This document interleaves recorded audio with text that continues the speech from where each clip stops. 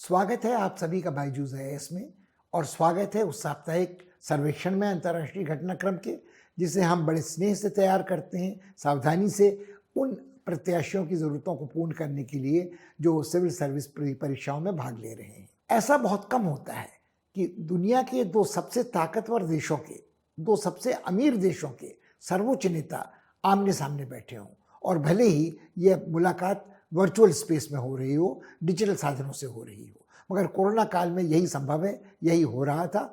हालांकि ये भी लोगों ने कहा कि बाइडेन चाहते थे कि यह मुलाकात, ये शिखर वार्ता आमने सामने बैठकर हो, मगर शी ये स्पष्ट कर चुके हैं कि पिछले 2 वर्ष में वो बाहर निकले नहीं हैं और चाहे इसका कारण कोविड कहा जाए या उनका हट कहा जाए कि वो ऐसे ही मुलाकात करना चाहते थे। कम से कम मुलाकात तो हुई। अब सवाल ये उठता है, मुलाकात तो हुई मगर बातचीत क्या हुई? और पृष्ठभूमि जो इस मुलाकात की थी वो थोड़ी आशंकित करने वाली लोगों को थी कि चीन और अमेरिका के संबंध इतने बुरे शायद ही कभी रहे हों तब से आज तक, जब से निक्सन के कार्यकाल में एक सामान्यीकरण इन संबंधों का हुआ था। ट्रंप के शासनकाल में बड़बोलापन बहुत होता था, बीच में धौंस धमकी की बात होती थी, मगर कुल मिलाकर ट्रंप क्या करेंगे वो अप्रत्याशित रहता था। मगर चीन के साथ संबंधों में उन्होंने निषेध भी लगाए, वाणिज्य युद्ध की घोषणा भी की, मगर बीच बीच में ये संकेत भी देते रहे कि इन दो बड़े देशों को साथ मिलकर कुछ काम करना होता है। इन दोनों की जुगलबंदी से ही संसार की राजनीति प्रभावित होगी, अंतर्राष्ट्रीय घटनाक्रम चलना चाहिए।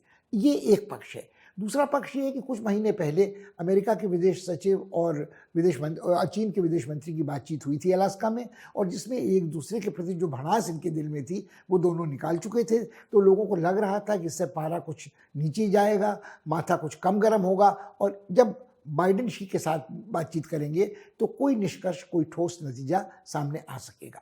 इस बीच 2-3 और चीज़ें थी जिससे लोग चिंतित थे कि चीन का आक्रामक तेवर जो था वो पीछे हटने का नाम नहीं ले रहा था। वो दक्षिणी चीनी सागर में हो, वो हिंद प्रशांत क्षेत्र में हो, वो वन बेल्ट वन रोड की परियोजना को लेकर दुनिया के अनेक देशों में घुसपैठ करने वाला हो। तो ये सारी चीज़ें थीं जिनको देखकर लग रहा था कि शायद ही कोई ठोस प्रगति हो सकेगी। मगर कुछ लोगों का ये भी मानना था कि बाइडेन घिरे हुए हैं अपने घर में, अपनी ही पार्टी के आलोचकों से, विरोधियों से, जो पास नहीं हो रहे सीनेट में उनका 1.25 खरब डॉलर का जो संरचनात्मक ढांचे के निर्माण का एक बड़ी विराट परियोजना थी, जिसके साथ जुड़ी हुई उनकी महत्वाकांक्षी परियोजना थी बिल्ड बेटर वर्ल्ड, और जिसमें वो चाहते थे कि एक तरह से चुनौती होगी चीन की उस परियोजना के लिए। मगर ये सारी बातें अपनी जगह पर थी।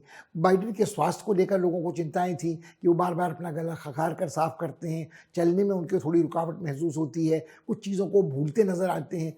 उनकी तुलना में शी ये तय कर चुके थे छठे प्लेनम में अपनी पार्टी के, साम्यवादी पार्टी के, कि अगले वर्ष जो पार्टी कांग्रेस होगी उसमें उनकी ताजपोशी फिर एक बार हो जाएगी पुष्ट, और उनको अगले 5 साल तक भी चीन का सर्वोच्च नेता रहने का मौका मिलेगा। न केवल सर्वोच्च बल्कि निर्द्वंद, कोई चुनौती देने वाला तक सामने नहीं है। तो उनकी तुलना अब लगभग माओ और देंग से की जाने लगी है, इन सब के बारे में विस्तार से। मगर ये तो थी पृष्ठभूमि। हम लोगों को ये देखने की ज़रूरत है, जैसा राष्ट्रपति बाइडेन ने इस शिखर वार्ता के पहले कहा था, कि इस शिखर वार्ता से न केवल अमेरिका और चीन के उभय पक्षीय संबंध प्रभावित होंगे, मगर इसका बहुत बड़ा असर बाकी दुनिया पर भी पड़ेगा। तो भारत भी टकटकी लगाकर ये देख रहा था कि क्या असर इसका उसका चीन के साथ संबंधों पर पड़ सकता है, अमेरिका के साथ संबंधों पर पड़ सकता है। इस सब की विवेचना हम करेंगे, पृष्ठभूमि की, मुख्य मुद्दों की, और इस वार्ता से जो नतीजे निकले हैं उसके बारे में अलग अलग जो राय हैं उनकी एक संतुलित व्याख्या करने का हम प्रयास यहाँ करेंगे।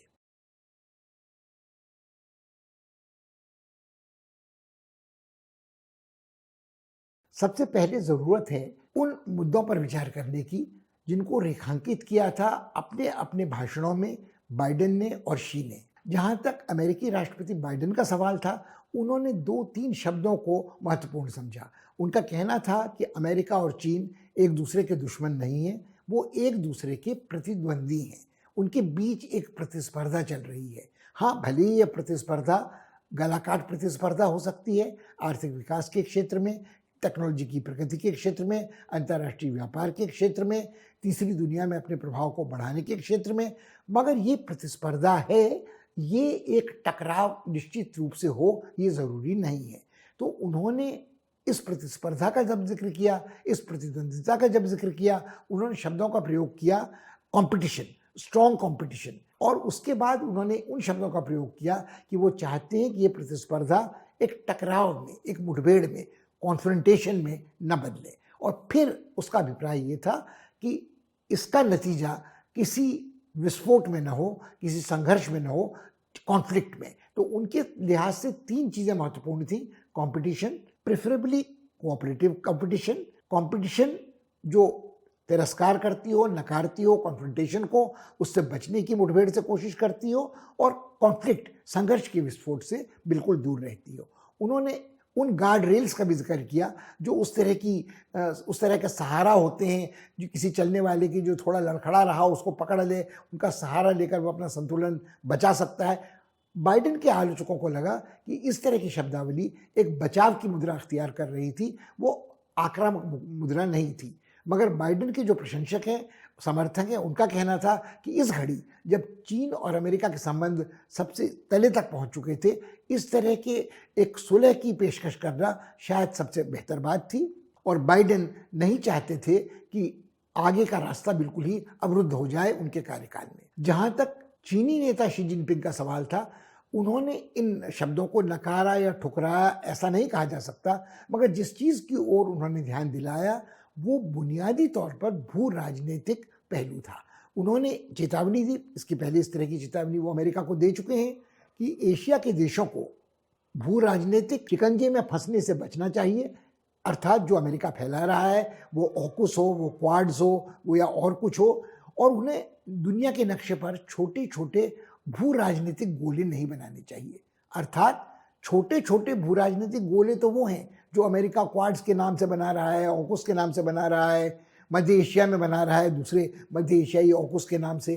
कहने का अभिप्राय ये था कि यदि चीन पूरे भू राजनीतिक नक्शे पर एक बड़ा खाका तैयार करता है जिसको वो अनुमोदन देता है, उसमें अगर कोई उसको स्वीकार करता है तो उसे भू राजनीति से कोई आपत्ति नहीं है। चीन बार बार ये बात दोहराता रहता है, लगभग पंचशील के मुहावरे को इस्तेमाल करता हुआ, जो कुछ लोगों को पाखंड लग सकता है भारत में कम से कम, कि चीन की कोई इच्छा कभी किसी दूसरे देश के आंतरिक मामलों में हस्तक्षेप की नहीं रही है। उसने कभी किसी युद्ध को जन्म नहीं दिया है, उसने हमेशा बचाव के युद्ध लड़े हैं, उसने कभी वो शांतिपूर्ण संस्कृति की बात करता है, आदि आदि।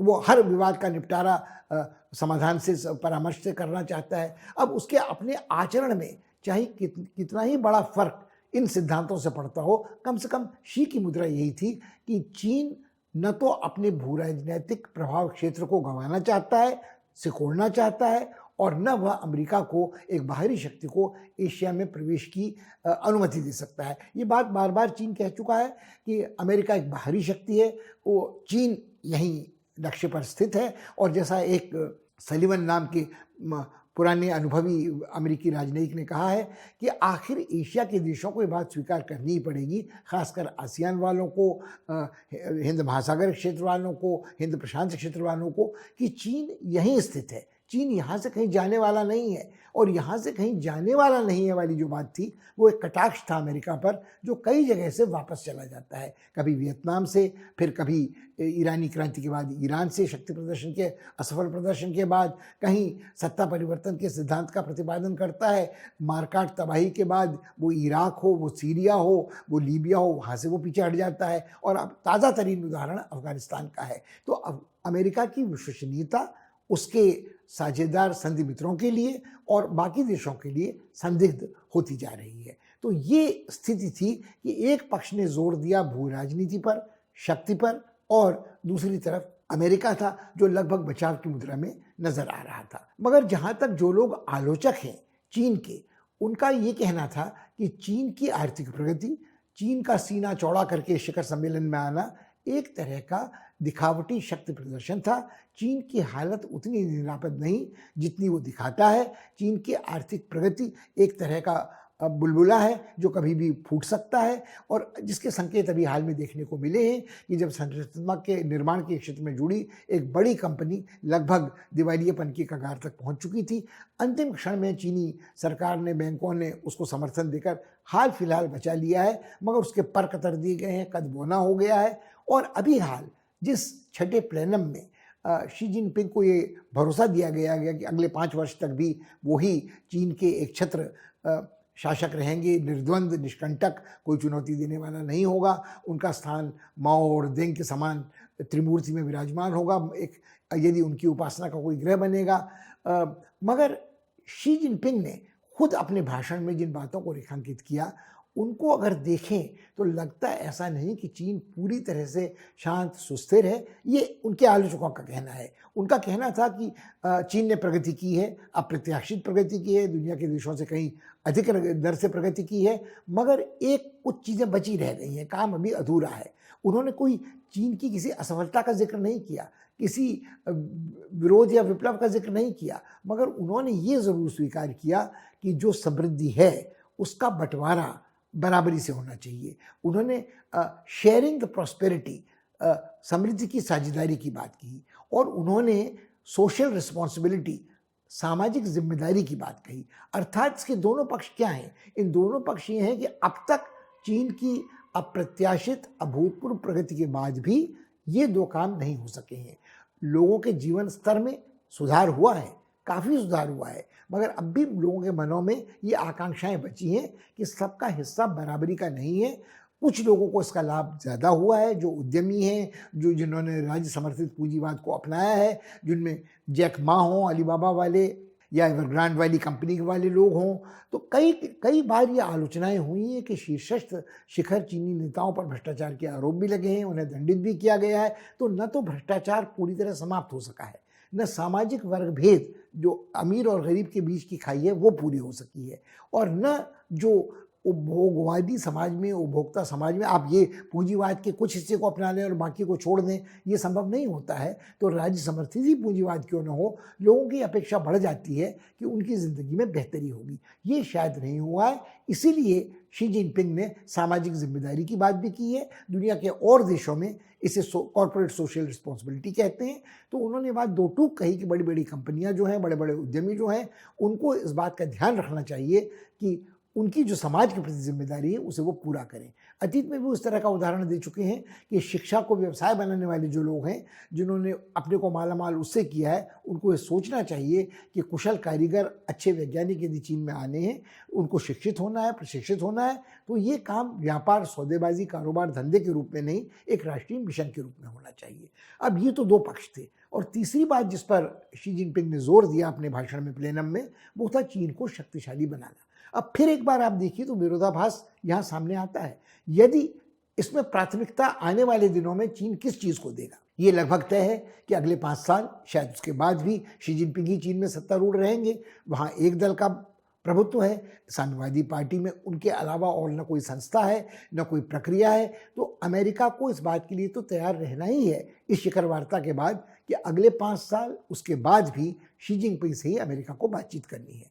उन्होंने चीन को शक्तिशाली बनाने की बात कही। तो अब यदि शी जिनपिंग अपनी प्राथमिकताओं में चीन को शक्तिशाली बनाना प्राथमिक समझते हैं, सबसे महत्वपूर्ण समझते हैं, और जैसा हमने पहले उल्लेख किया वो भू राजनीति को महत्व देते हैं, तो फिर सहकारी प्रतिद्वंदिता कहाँ तक बची रह सकती है, और वो सहकार किन क्षेत्रों में होगा। जिन क्षेत्रों में सहकार की बात हो रही थी इस शिखर वार्ता के पहले, उसमें बाइडेन ने अनेक को रेखांकित किया था।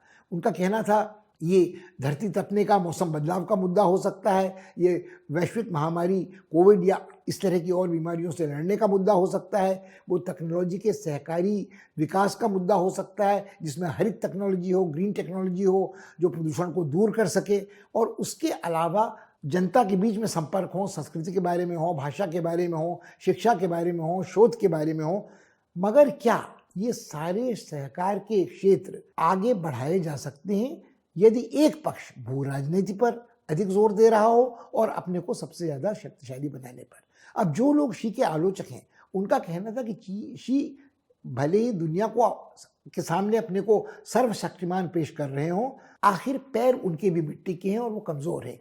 उनके प्रति भी हो सकता है नई पीढ़ी के नेताओं में असंतोष मुखर न हो रहा हो, मगर पनप रहा हो सकता है कि जो आर्थिक प्रगति की वो बात करते हैं, वो बुलबुला यदि फूटता है, यदि कोई वहाँ संकट आर्थिक पैदा होता है, तो फिर एक के बाद भूकंप के झटकों की तरह वो सभी पूरी अर्थव्यवस्था को चपेट में ले लेगा।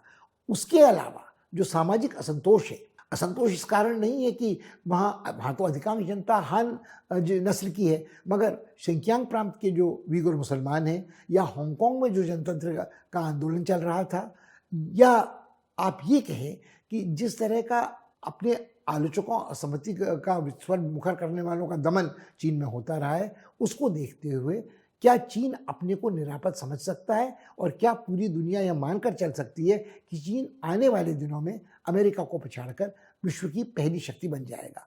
इसके कुछ संकेत मिले हैं कि जिस समय ये शिखर सम्मेलन चल रहा था, उसके कुछ ही आगे पीछे ये खबर सुनने को मिली कि आज दुनिया का सबसे अमीर देश चीन है, अमेरिका नहीं। अब ये संपत्ति के वितरण की बात नहीं है, जीवन के स्तर, जीवन यापन के स्तर की बात नहीं है, मगर दोनों की अर्थव्यवस्थाओं में आज भी भले ही अंतर हो, मगर जो समृद्धि है उसका स्वामी आज चीन ज़्यादा है। इसका क्या प्रभाव हो सकता है एक मनोबल पर चीन या अमेरिका के, वो भी देखने लायक होगा। मगर इन दोनों चीज़ों को, इन दो परस्पर विरोधी तर्कों को अगर आप संतुलित करने की कोशिश करें, तो सहकार के पक्ष में एक बड़ा तर्क ये है कि अमेरिका की बहुत सारी ऐसी बड़ी कंपनियां हैं जिनको हम बहुराष्ट्रीय निगम कहते हैं, जो चीन के साथ सहकार करना चाहती हैं, जिनको चीन का बहुत बड़ा बाजार बहुत लाभप्रद लगता है, जिनको लगता है कि वहाँ अब उतने सस्ते श्रमिक तो आज चीन में नहीं जितने शुरुआती दौर में होते थे, और इस कोरोना महामारी से जो व्यवधान पड़ा अंतर्राष्ट्रीय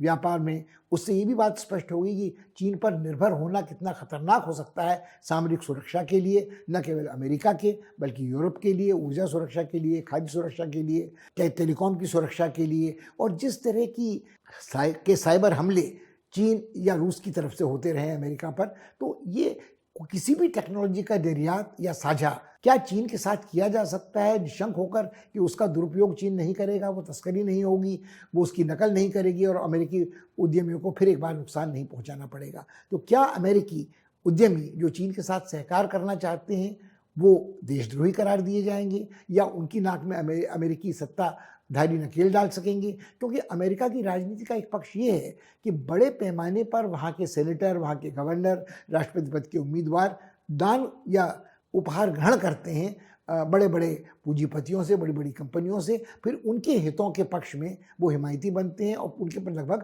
प्रवक्ता बन जाते हैं। तो ये भी बाजार का एक तर्क है, ये भी मुक्त व्यापार की एक शर्त है। तो यदि आप इस तरह की चर्चा कर रहे हैं, तो शायद एक संभावना अमेरिकी उद्यमियों और अमेरिकी कंपनियों के दबाव के कारण चीन के साथ सहकार की बनी रहेगी। सवाल बचा रहता है कि आर्थिक सहकार किस हद तक संभव है जब तक एक पक्ष कम से कम भू राजनीति को प्राथमिकता दे रहा हो। ये चर्चा हम करेंगे थोड़ा रुक कर।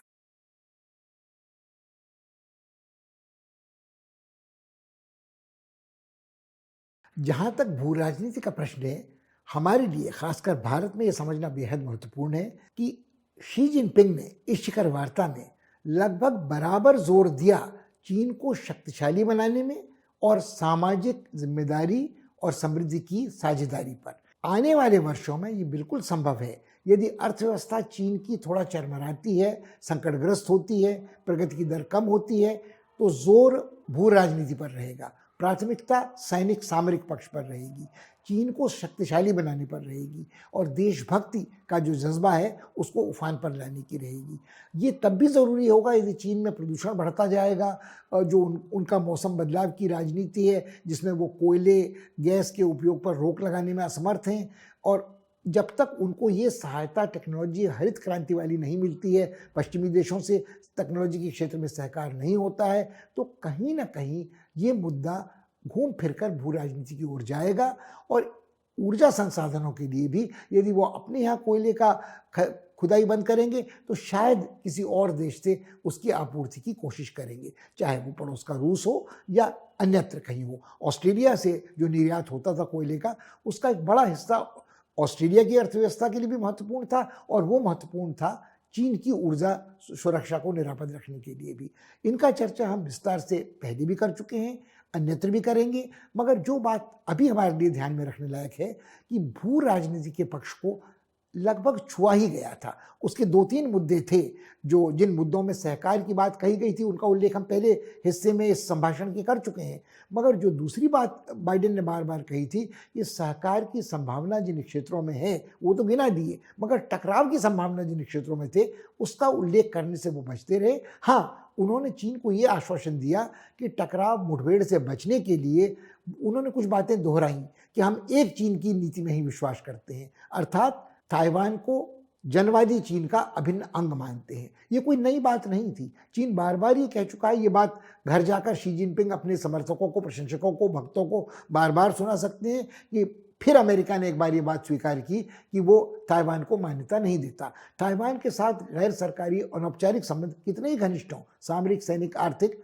मगर उसको मान्यता आज अमेरिका नहीं देता है। मान्यता जनवादी चीन की ही है, जो सुरक्षा परिषद में स्थायी सदस्य है, वीटो का अधिकारी है। कोई भी राष्ट्रपति, बाइडेन हो या आने वाले दिनों में कोई भी और राष्ट्रपति, ताइवान को अहमियत नहीं दे सकता है जनवादी चीन की तुलना में। उसके भौगोलिक विस्तार को देखते हुए, उसकी जनसंख्या के विपुल आकार को देखते हुए, उसकी अर्थव्यवस्था की क्षमता को देखते हुए, उसकी भू राजनीतिक प्रभुत्व को देखते हुए, उसके इतने बड़े विशाल बाजार को देखते हुए, वहाँ सस्ते श्रमिकों के भंडार को देखते हुए, वहाँ टेक्नोलॉजी के विकास को देखते हुए, और जो पिछले 10 वर्षों में संबंध विकसित हुए हैं अमेरिकी कंपनियों के चीन के साथ, उसको देखते हुए ये सोचना असंभव है कि ताइवान को कोई तरजीह देगा जनवादी चीन के ऊपर।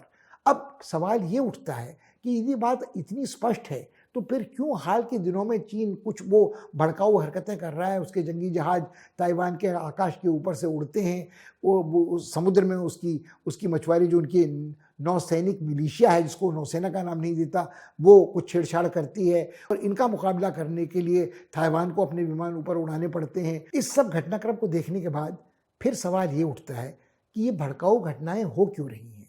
चीन बार बार ये संकेत दे रहा है कि यदि अमेरिका उसके साथ सिर्फ प्रतिद्वंदिता करना चाहता है, युद्ध नहीं, और सहकार का इच्छुक है, तो उसको निश्चित रूप से ये बात स्वीकार करनी चाहिए कि ये चीन का भू राजनीतिक प्रभाव क्षेत्र है, उसके कुछ ऐसे सामरिक महत्व के राष्ट्रीय हित हैं जिन पर वो जरा भी समझौता करने को तैयार नहीं है। ये यहाँ तक कहा जाता है कि शी चाहते हैं कि उनके जीवन काल में ताइवान का विलय चीन की मुख्य भूमि के साथ हो जाए।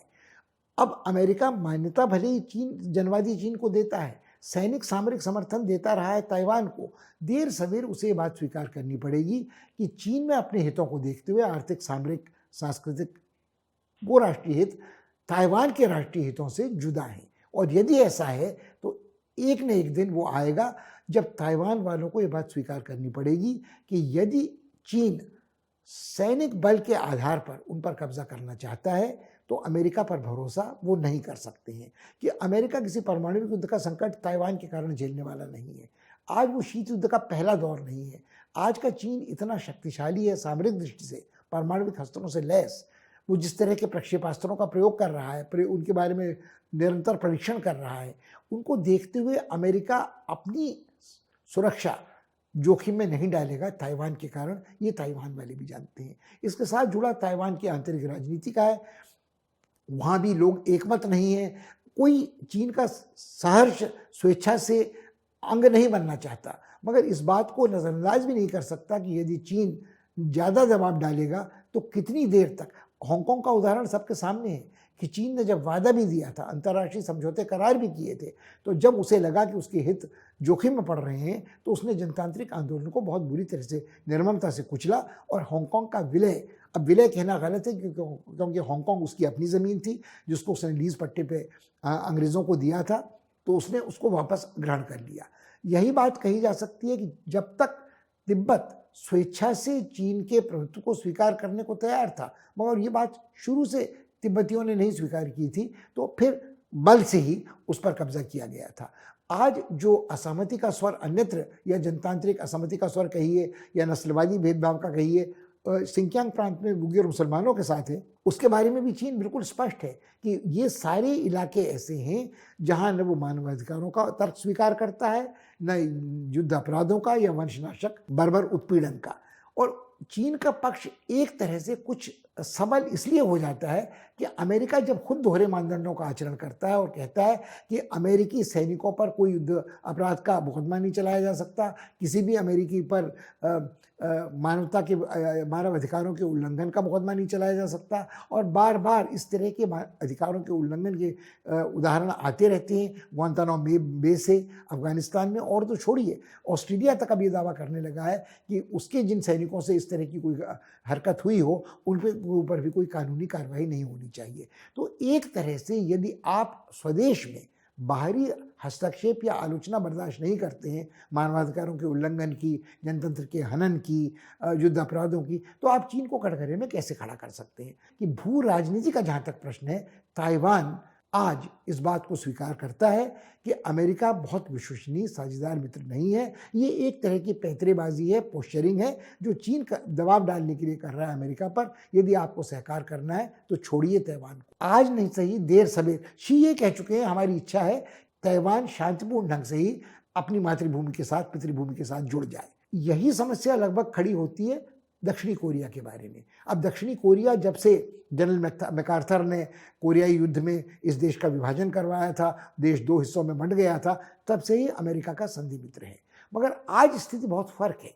स्थिति में सबसे बड़ा फर्क ये है कि आज दक्षिणी कोरिया का जो अंतर्राष्ट्रीय व्यापार है उसका लगभग 50% हिस्सा आयात और निर्यात का चीन के साथ है, जबकि अमेरिका के साथ जो उसका व्यापार है वो हिस्सा 18 से 20% के बीच में है, और बाकी बड़ा हिस्सा आसियान के देशों के साथ है, हिंद महासागर क्षेत्र में जापान के साथ है, जो कुल मिलाकर चीन के प्रभाव क्षेत्र में ही माने जा सकते हैं, जो चीन को नाराज कर कोई आर्थिक निषेध कोरिया आदि पर लगाने वाले नहीं है।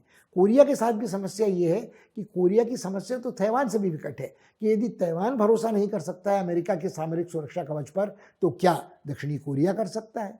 अब मगर यहाँ इससे ये सोचना गलत होगा कि इन देशों का कोई चीन विरोधी मोर्चा बनाने का जो अमेरिका का प्रयास है, वो सैनिक सामरिक संगठन न हो, सिर्फ एक राजनयिक संगठन हो, वो भी बहुत सही नहीं है, क्योंकि इनके आपसी जो संबंध हैं उनमें कई अंतर्विरोध हैं। दक्षिणी कोरिया के साथ हमेशा एक दोयम स्वयं दर्जे के नागरिकों की तरह व्यवहार जापान करता रहा है। दक्षिण कोरियाई नेताओं को, जनता को ये शिकायत रही है कि द्वितीय विश्व युद्ध के दौरान उनके साथ बड़ा अमानवीय उत्पीड़न किया गया था। महिलाओं को मजबूरन सैनिकों के मनोविनोद, मनोरंजन के लिए, कंफर्ट विमेन कहते थे, वेश्यावृत्ति के लिए मजबूर किया गया था। उनके नागरिकों का दासवत उत्पीड़न किया, शोषण किया गया था। मगर जहाँ तक जापान का मानना है, उसका कहना है कि सन 65 में जो समझौता, शांति समझौता हुआ था, उसमें इन सब बातों का निपटारा कर दिया गया था। मगर आज भी मन में ग्लानि, हानि, आहत भावना बची हुई है। अभी हाल मित्सुबिशी कंपनी के संसाधनों पर जब कब्जा किया गया दक्षिणी कोरिया पर, तो उसकी संपत्ति का बंटवारा उन लोगों को मुआवजा देने के लिए करने की बात उठी थी जो पीड़ित थे इन घटनाओं के। मगर इसका इशारा करने का ये है कि इसके पहले भी कभी कभी जापान के मन में ये भावना रही थी कि उसने भी एक आक्रमणकारी विजेता के रूप में चीन पर राज किया है, और चीन के मन में भी वो कुछ, ये कहिए, बड़ी दरार बची हुई है कि जापानी जो उसके प्रभाव क्षेत्र में रहने वाले थे, जिनको रहना चाहिए था, वो अपने को एक बड़ी शक्ति के रूप में स्थापित करने की कोशिश करते हैं, जबकि न उनके पास सैनिक बल है, न उनके पास इतनी बड़ी अर्थव्यवस्था है, न वो अपनी ऊर्जा संसाधनों, खाद्य सुरक्षा के लिए खुद स्वयं आत्मनिर्भर या सक्षम हो सकते हैं। उनका जीवन जितना अंतर्राष्ट्रीय व्यापार पर निर्भर है, उतना शायद ही किसी बड़े देश का हो। और समृद्ध वो हैं, संपन्न वो हैं, टेक्नोलॉजी से में परिष्कृत टेक्नोलॉजी उनके पास है, मगर कहीं ना कहीं टेक्नोलॉजी की दौड़ में वो छोटे देशों से, ताइवान से, दक्षिणी कोरिया से निरंतर पिछड़ते रहे हैं। कहीं ना कहीं उनकी गति मंद हुई है। और एक बात और उल्लेखनीय है, नए प्रधानमंत्री किशिदा हैं, वो एक साझा सरकार का नेतृत्व करते हैं, मगर वो कोशिश कर रहे हैं भ्रष्टाचार को हटाने की, लाल फीताशाही को कम करने की, जापान की राजनीति पर बड़ी कंपनियों के प्रभुत्व को कम करने की। मगर आज भी जापान के जनमानस की एक सामंती पकड़ है, जिसका उदाहरण देखने को मिलता है जब राजकुमारी किसी सामान्य जन से शादी करती है तो उसे अपना राजकुमारी का पद त्यागना पड़ता है। ऐसा ब्रिटेन में भी कई बार होता है, उनका भत्ता काट दिया जाता है, मगर उनकी उपाधियां नहीं वापस दी जाती हैं। मगर दोनों में बहुत बड़ा फर्क है कि आज भी जापान को एक रखने के लिए जो संस्था है वो राजशाही की है, सम्राट का कुल परंपरा की है और एक तरह का देश प्रेम का जज्बा उसके साथ जुड़ा हुआ है। ये एक अंतर्विरोध है। वहाँ की अर्थव्यवस्था में जो अब तक सुधार नहीं हुआ है वो एक और अंतर्विरोध है। तो कुल मिलाकर जापान हो, दक्षिणी कोरिया हो या ताइवान हो, ये इस स्थिति में नहीं है कि चीन के भू राजनीतिक दबाव का अपने आप अकेले बिना अमेरिका का साथ दिए मुकाबला कर सके। और जहाँ तक अमेरिका है वो लगभग एक तरह से पलायन इस क्षेत्र से कर चुका है। ये जिम्मेदारी भू राजनीतिक रखवाली की, क्वाड्स को की स्थापना से, और फिर क्वाड से भी उसने अपना पल्ला झाड़ लिया। जब ऑकुस का निर्माण किया गया तो भारत को एकाएक ये एहसास हुआ कि जो जितना भरोसा उस पर किया जा रहा था कि वो एक निर्णायक भूमिका निभाएगा, वो शायद उसको घेरने के लिए ही थी। अंत में कुल मिलाकर ऑस्ट्रेलियाई, ब्रिटेन वाले और अमेरिका, 3 गौरांग देश ही एक हो गए थे जिन्हें लग रहा था कि वो इस काम को अकेले कर सकते हैं। और उसमें भी, गोरों में भी फिर दरार पड़ने लगी जब फ्रांस का जो पनडुब्बी वाला, न परमाणविक पनडुब्बी वाला सौदा था वो खारिज करना पड़ा ऑस्ट्रेलिया के साथ, क्योंकि ऑस्ट्रेलिया पर्दे के पीछे, पीठ पीछे अमेरिका के साथ ये सौदा पटा रहा था। आज भले इस शिखर वार्ता के पहले एक सबल राष्ट्रपति के रूप में शी जिनपिंग से मिलने जाते वक्त बाइडेन ये कहते हो कि ये चूक अमेरिका से हुई, उसने फ्रांस को इतना गोपनीय सौदा, इसकी सूचना देनी चाहिए थी। मगर कुल मिलाकर अमेरिका का भू राजनीतिक मोर्चा गठन चीन के दबंग दिलेर आचरण का मुकाबला करने में कम से कम अब तक असमर्थ नजर आता है। और इस बात के कोई संकेत नहीं मिलते हैं कि इस शिखर वार्ता के बाद इसका कोई प्रभाव अंतर्राष्ट्रीय परिप्रेक्ष्य में पड़ेगा। और यही बात भारत के लिए सबसे महत्वपूर्ण है समझ लेना। और अब हम पहुंचते हैं इस संवाद के, संभाषण के उस चरण में जो सबसे रोचक है कि भारत के लिए क्या सबक और सीख है इस शिखर वार्ता की। हमारे विदेश मंत्री ने एक बात बहुत सटीक हाल में कही है कि भारत और चीन के संबंध फिलहाल एक बहुत बुरे दौर से गुजर रहे हैं। उन्होंने बुरे दौर से गुजर रहे हैं कहा, मगर शायद सही यह होता कि बहुत बुरे दौर से गुजर रहे हैं, इतने बुरे दौर से गुजर रहे हैं जितने पहले कभी नहीं गुजरे थे हाल के दशकों में। हम लोगों की हमेशा ये आशा अपेक्षा रहती है कि यदि अमेरिका और चीन के संबंध सुधरेंगे तो अनिवार्यतः इसका अच्छा प्रभाव भारत चीन संबंधों पर भी पड़ेगा।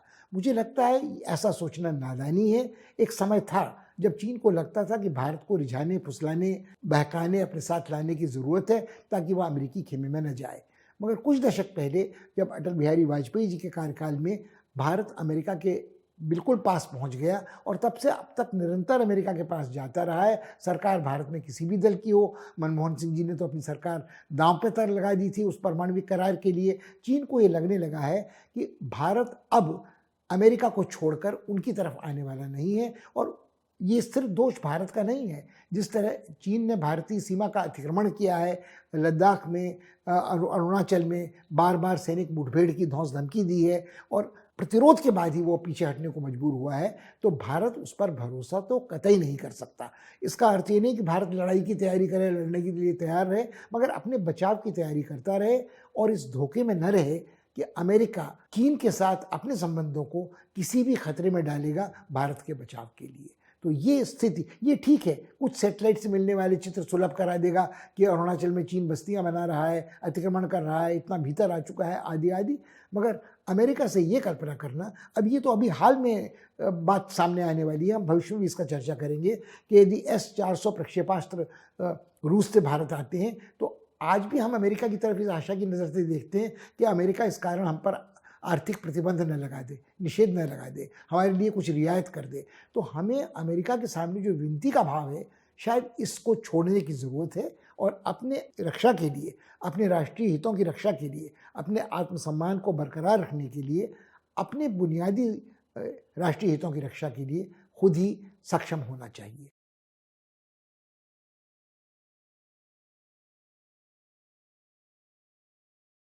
अगले सप्ताह आपसे फिर मुलाकात होगी। तब तक के लिए विदा दीजिए। नमस्कार और धन्यवाद।